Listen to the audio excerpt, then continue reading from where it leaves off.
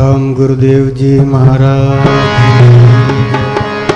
अनंत श्री दरियाव जी महाराज, दाता श्री गुलाबदास जी महाराज की जय।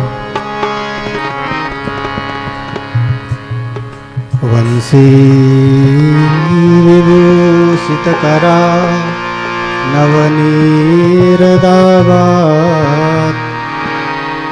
पीतांबरा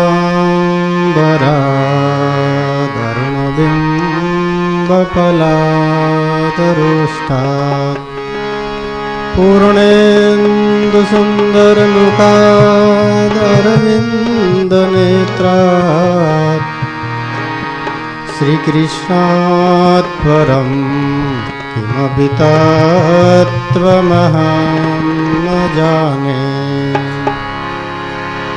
कृष्णं नारायणं वन्दे, कृष्णं वन्दे व्रजप्रियं, कृष्णं द्वैपायनं वन्दे, कृष्णं वन्दे प्रतासुतम्। श्रीकृष्ण गोविन्द हरे मुरारे, हे नाथ नारायण वासुदेवा।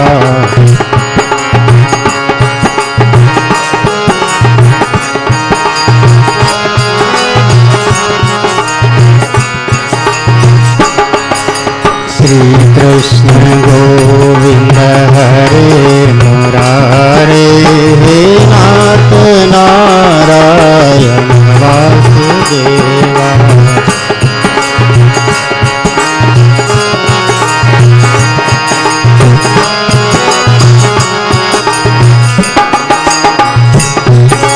श्रीकृष्ण गोविंद हरे मुरारे, हे नाथ नारायण वासुदेवा।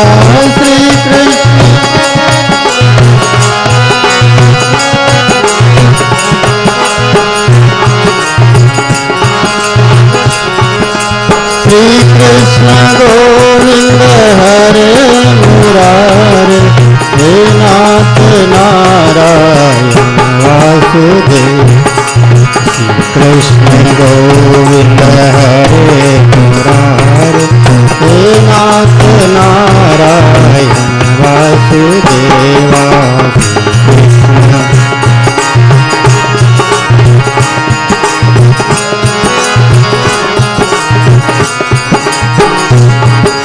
श्रीकृष्ण गोविंद हरे मुरारे, हे नाथ नारायण वासुदेवा।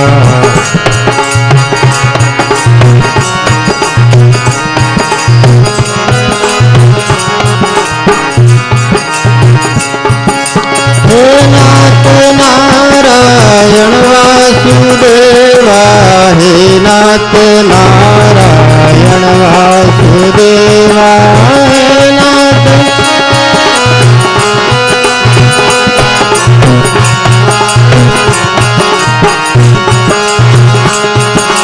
हे नाथ नारायण वासुदेवा, हे नाथ नारायण वासुदेवा।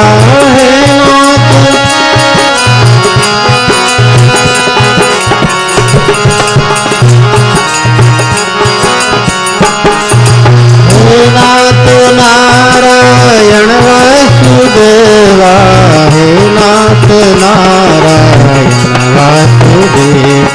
श्रीकृष्ण गोविंद हरे मुरारे, हे नाथ नारायण वासुदेवा।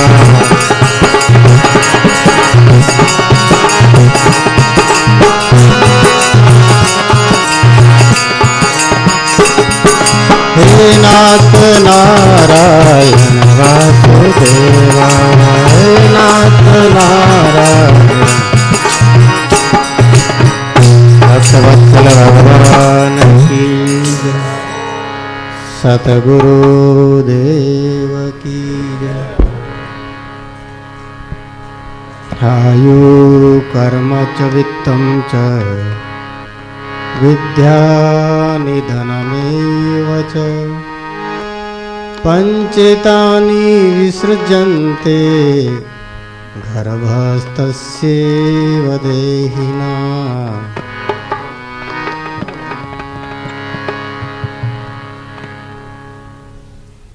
भागवत के रचनाकार भगवान वेदव्यास जी महाराज, जो भगवान के ज्ञान अवतार हैं, उन्होंने अपनी वाणी में कहा है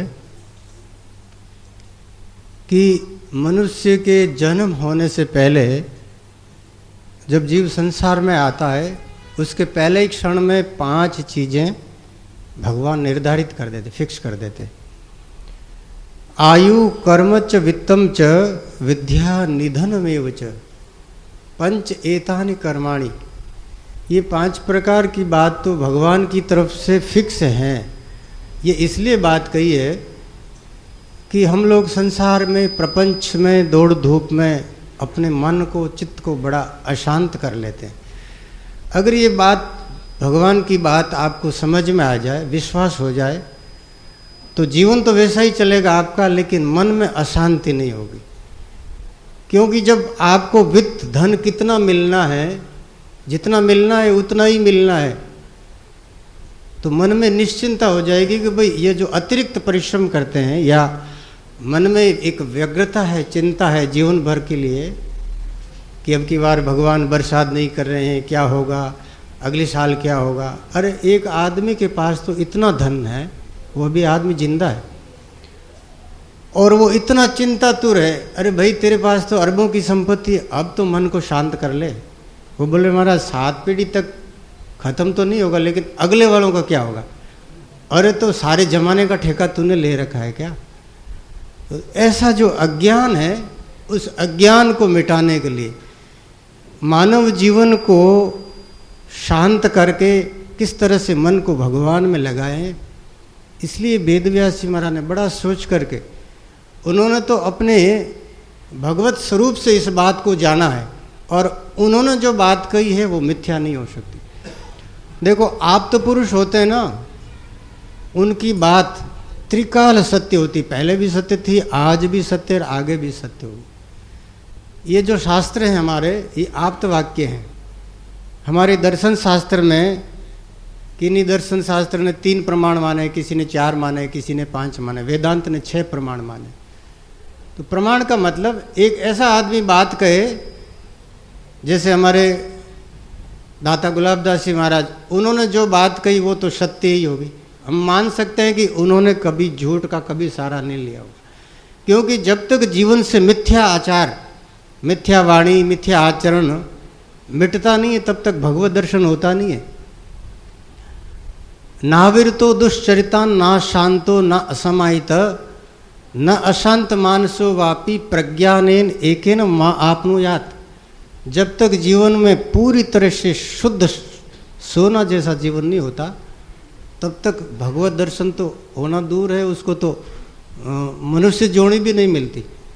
तो जिनके सदाचार 100% शुद्ध हो गए, माने जो 100 में से 100 नंबर लाएगा, ऐसे महान पुरुष जिनका मन मर चुका है, जिनकी इंद्रियां सदा के लिए जो देह से ही अलग हो गए, और जिन्होंने अपने सारी साधना, ज्ञान, उपासना संसार के कल्याण के लिए, जैसे फूल दूसरों को सुगंधित करता है, सूर्य भगवान सारे जगत को प्रकाशित करते हैं, वैसे ही जिन्होंने जगत को प्रकाशित किया है, ऐसे महान पुरुषों की वाणी कभी मिथ्या नहीं हो सकती।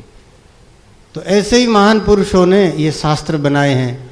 तो वैसे ही भगवान के ज्ञान अवतार महर्षि वेद व्यास जी कहते हैं कि ये 5 चीज़ें तुम्हारे जीवन में पक्की है, पहले से निश्चित है, इसलिए अब तो मन को शांत कर लो।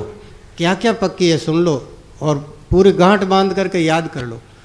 आयु कितनी उम्र मिलेगी, ये भगवान की तरफ से निश्चित है। देखो आप, वैसे भक्तिराम जी बाप जी कहा करते थे, उनके जीवन में वो जो कपड़ा होता ना अल्फी, कम से कम 2 साल तक चलता हुआ हमने देखा। पगर की जूतियाँ 2 साल तक चलाते थे। अब चलाने वाले पर निर्भर है, एक तो आदमी पग घसीट के चलता है तो वो जूतियाँ चप्पल महीना भर में फाड़ देता है। हर चीज़ की एक आयु है, लेकिन उसका जो प्रयोग करता है उस पर भी निर्भर करता है कि वो उसको किस तरह से काम में लेता है। तो हमारी जो उम्र भगवान ने 100 साल निर्धारित करके दी है, हर आदमी 100 साल की उम्र लेकर के आया, पर व्यक्ति अपने जीवन के सदाचार को खोने से, आहार विहार पर नियंत्रण न होने से, खाने पीने की जानकारी नहीं होने से, जीने का ढंग नहीं आने से आदमी कम उम्र कर लेता, अपनी उम्र को घटा लेता।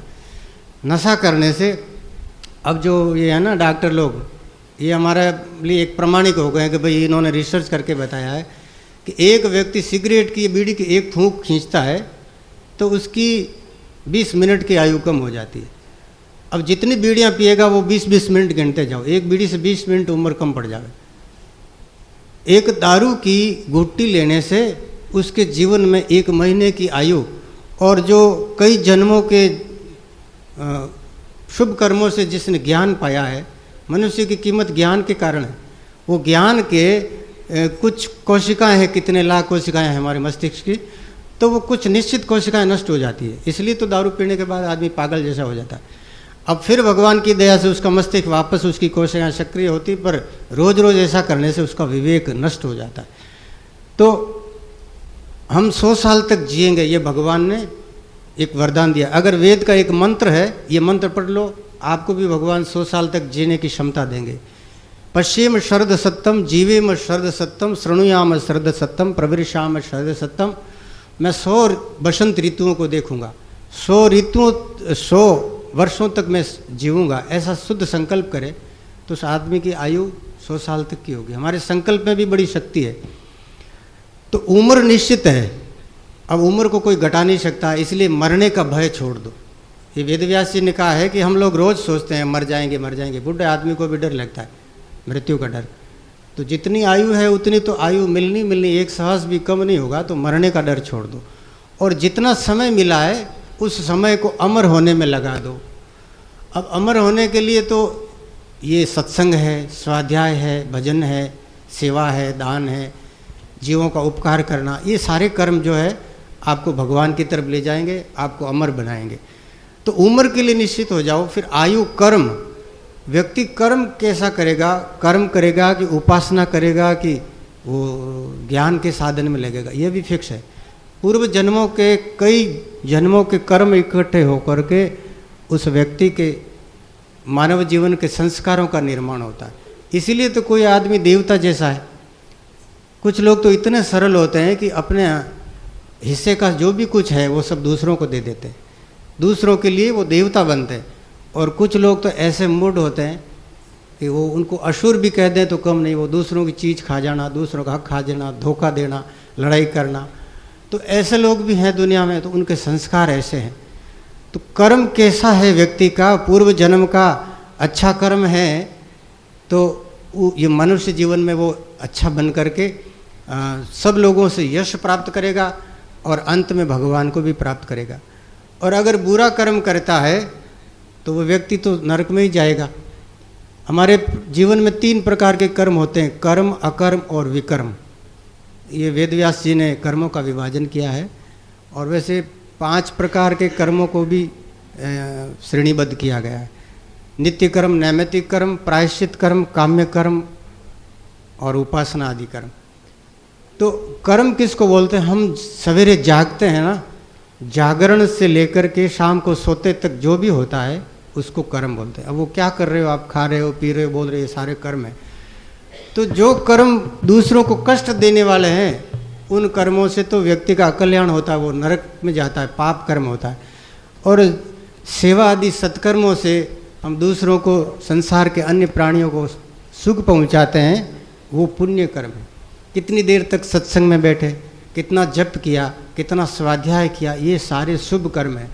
तो शुभ कर्मों की वजह से व्यक्ति का वो देवताओं की गति को प्राप्त हो। ऊर्ध्वम गच्छन्ति सत्वस्ता, मध्य तिष्ठन्ति राजसा, जगन्य गुण वृत्तिस्ता, अधो गच्छन्ति तामसा। जो तमोगुणी कर्म करते हैं, लड़ाई झगड़ा, क्रोध, हट, छोटी छोटी बात के लिए इतना दुराग्रह कर लेना, तो वो जो तामसी कर्म है व्यक्ति को जड़ बनाएंगे, पत्थर की तरह उसको 84 में ले जाएंगे। तो ये जो कर्म है हमारे, ये कर्मों का बंधन ऐसा मजबूत है। देखो, लोहे की बेड़ी को तोड़ा जा सकता है, किसी के पाँव में लोहे की बेड़ी लग गई, ताला लग गया, चाबी खो गई, तो उस बेड़ी से आप छूट सकते हो। लेकिन कर्मों का बंधन इतना प्रबल है कि उनसे छूटना बड़े देवताओं के लिए भी मुश्किल है। हम लोग अभी थोड़े दिनों पहले गंगा जी वहाँ कोई पाठ करने के लिए गए थे, तो हरिद्वार में गंगा के किनारे स्नान करते वक्त एक आदमी है जोधपुर का, बहुत बड़ा आदमी, तो वो पूछने लगे, महाराज आपने तो शास्त्र पढ़े होंगे हमसे ज़्यादा, आप बताओ गंगा जी में स्नान करने से पापों का विनाश हो जाता है, तो आज तक हमने जो कर्म किए हैं अब तो हम निश्चित हो जाएं कि हमारे सारे कर्म गंगा जी में बह गए। हाँ बिल्कुल सही है, गंगा जी में आज आपने डुबकी लगाई गंगा मैया की गोद में, तो आज तक जितने पाप किए थे वो सब खत्म हो गए। देखो जितना मैल है गंगा जी में स्नान करने से मैल उतर गया, लेकिन बाहर आकर के गंगा के किनारे कुत्तों का गंदगी भी पड़ी है, आप उसमें फिर पैर भर लोगे तो अब गंगा जी क्या करेगी। बाहर आकर के कोई आदमी माथे पर सिर रेत डाले तो वो तो गीले शरीर में ज़्यादा चिपकेगी। तो जो गंगा जी में स्नान करके निश्चित हो जाता है, ये पक्की बात है, गंगा में स्नान करने से तुम्हारे जीवन के सारे कर्म धुल जाएंगे। लेकिन हमारे कर्म इतने चीटे हैं, एक संत बता रहे थे मनोरंजन में, ये दृष्टांत है तो काल्पनिक लेकिन सिद्धांत सही है कि गंगा जी में इतने लोग स्नान करते हैं, उनके पाप सारे गंगा जी में धुल जाते हैं। वो गंगा जी पापों का क्या करती, कौन से खजाने में ले जाती है? गंगा सारा सामान अपना पाप ले जा करके, पाप हो चाहे पुण्य हो, चाहे कचरा हो, चाहे सफाई हो, सारा का सारा जल समुद्र में ले जाके रख देती है। गंगोत्री से गंगा शुरू होकर के 15 दिन में गंगा सागर तक यात्रा कर लेती, 3000 किलोमीटर लगभग लंबी है।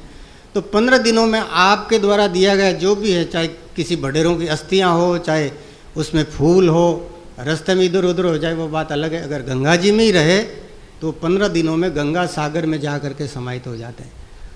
फिर वो जो आपके कर्म हैं, वो कर्म गंगा जी में समुद्र में डाल दिए। अब समुद्र में क्या होता है कि सूरज की गर्मी से ये पानी जितना भी बरसता है ना, वो सूरज की किरणों से ऊपर जाता है, तो वो सारे उस किरणों के साथ में व्यक्ति के कर्म सूक्ष्म होते हैं, और वो सूक्ष्म कर्म उस बादलों में चले जाते हैं। ये हमारे वेदों का सिद्धांत है। ये जीव बादल में आता पहले, और बादल के द्वारा, बरसात के द्वारा ये बीज धान्य में आता है, और धान में आकर के कौन सा धान किस व्यक्ति के मुख में जाता है, फिर वो पिता के पेट में 21 दिन रहता है, फिर आगे उसकी जो गति है वो होनी है। तो उस समुद्र में से पानी जो आकाश में जाता है, 5 मिनट में बात पूरी करता हूँ।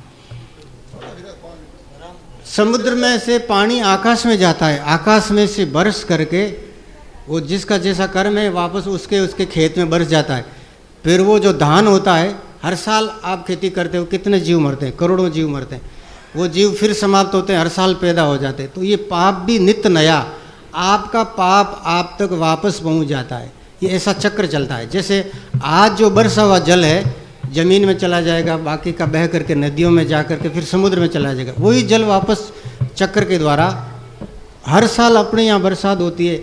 और ये जल का चक्र जैसे शाश्वत चलता है, वैसे हमारे कर्म भी हमारे तक वापस पहुँच जाते हैं। तो गंगा जी को दिया, लेकिन वो कुछ महीनों में वापस हम तक आ जाता है।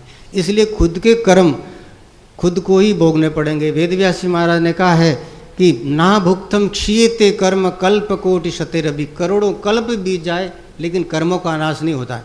तो हमारी दी हुई कबीर कमाई आपकी कदे न निष्फल जाए, सो को चा पाछी धरो तो मिले अगाऊ आई। तो अपना दिया हुआ सुख और दुख दोनों अपने सामने आएंगे। ऐसे बहुत से उदाहरण हम आपको आगे कथा में बताएंगे। तो संक्षेप में इतना ही जानना है कि गंगा में स्नान करके आप इतना तो सोच लो, कुछ दिन के लिए तो पापों से मुक्ति मिली, लेकिन वो पाप पीछा नहीं छोड़ेंगे, फिर आएंगे। अरे एक कोई संत महात्मा मैंने बताया, थड़ीर माए ने कोई गांव में कुत्तो हिलगो, रोज ना रसोई जुटी कर दे। तो एक जना ने 5000 रुपया दिया, वो भी कुत्ता ने बोरी में घाल गंगा जी में छोड़ियो ले जाए। और वो गंगा रे किनारे छोड़ियोड़ो कुत्तो महीना 2 महीनों में फाँचो आएगो। अब गंगा रे किनारे कुत्तो ही तो मोटो है, वो ही फाँचो आएगो। तो कर्म तो बड़ा जीना है, कर्म पिंड नहीं छोड़े। हकीकत है वो कुत्तो फाँचो आएगो। 2 महीना लगा, लेकिन अब देखो कितना ही रस्ते में कुत्ता झगड़ो करियो ला रहे, वो की कर भी नहीं, बोरी में बांध लेगा, रेल में घाल पक्की बात है वो कुत्तो फाँचो आएगो। कितनी जानवर में भगवान भी ने आप रो एरिया ने ढूंढने की शक्ति दी बोला। तो ये कुत्तो भी लारो नहीं छोड़े, तो कर्म तो लारा छोड़ना बड़ा मुश्किल है। ये वास्ते हर कर्म करते वक्त सोचो कि मैं जो बोल रहा हूँ ये मेरी वाणी किसी को कष्ट तो नहीं दे रही है। मैं जो चल रहा हूँ ये जैन संत तो वे चालता चालता भी कीड़िया ने बचावे, और ये संत महात्मा बहुत दयालु। एक संत कोई कीड़ी व मक्खी दियो करियो जो दिया मेरी पाँख जल गई, एक पाँख जल गई, एक पाँख रहेगी, वह फटफटाट करे। अब संत महात्मा भी ने हथेली में लेकिन राम रक्षा करे। अरे बाप जी अब राम रक्षा हो तो मुश्किल है, एक पाँखड़ी जल गई री। तो संत महात्मा दयालु है, लेकिन एक कर्म जी का है। तो कर्म करते समय आप सावधान रहो, सेवा करो, दूसरों को सुख पहुंचाओगे तो सुख मिलेगा। और अगर आप दूसरों में दुख देवने में रुचि रखो तो दुख पावने री हिम्मत भी राखजो। बोलो राम, बोलो राम गुरुदेव जी महाराज की जय, सतगुरुदेव भगवान की जय। हाँ आरती करो।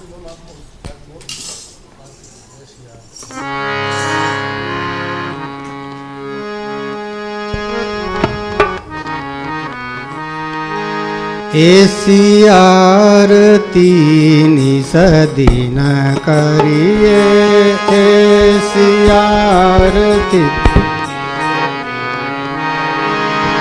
राम सुमिर भव सागर तिरिये, राम सुमिर भव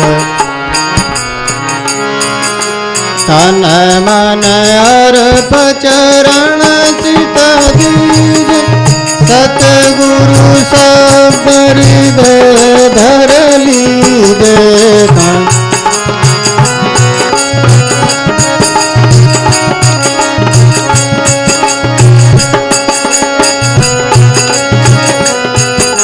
धन देवल बिच आत्म पूजा, देव निरंजन घोरन दूजा। धन देवल बिच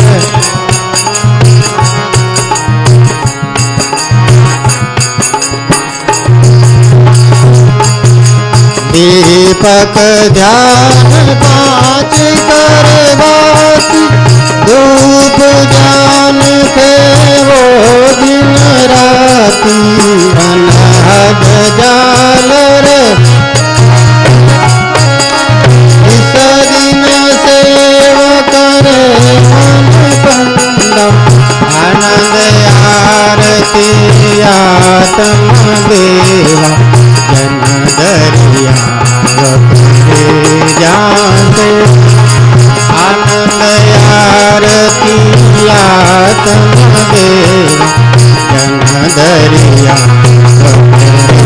जाते, ऐसी आरती निसदी न करिए, राम सुमिर सागर तिरिये। ऐसी आरती निसदी न करिए, राम सुमिर सागर तिरिये।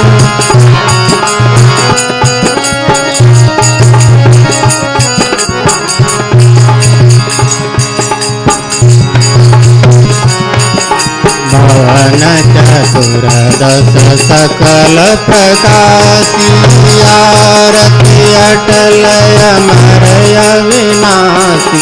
भवन चतुर्दश सकल प्रकाशी, नारेण दाता भेट तुम्हारे, अशरण शरण परम उपकार। राम गुरास सेवा कीज, राम नाम अमृत नित पीजे। राम गुरास राम नाम अमृत नित पीजे। आय साधन सकल बुलाया, चित ठहराया। आय साधन सकल बुलाया,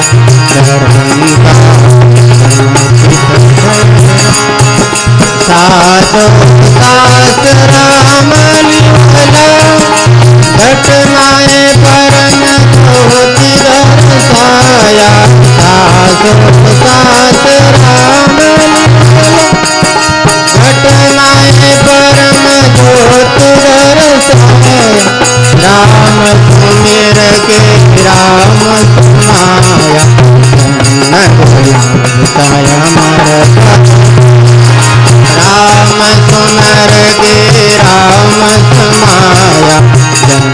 गुलाब पद आरती अटल अमर अविनाशी भवन चतुर आरती अटल अमर अविनाशी भवन चतुर सकल प्रकाश गुरुर्ब्रह्मा गुरुर्विष्णु गुरुर्देवो महेश्वर गुरुर्साक्षात् परब्रह्म तस्मै श्री गुरुवे नमः। अनंत श्री दरियाव जी महाराज की, श्री किशनदास जी महाराज की, श्री मेघोदास जी महाराज की, श्री अमरदास जी महाराज की, दाता श्री गुलाबदास जी महाराज की, श्री भक्तिराम जी महाराज की, श्री जुक्तिराम जी महाराज की, श्री मूर्तिराम जी महाराज की, श्री घनश्याम जी महाराज की, श्री विजयराम जी महाराज की, श्री राम नारायण जी महाराज की, श्री कन्हैराम जी महाराज की, श्री निर्मल राम जी महाराज की, बहादुर जी बाबा जी की, बाला सती जी महाराज की, अनंत कोटि संत महापुरुषों की।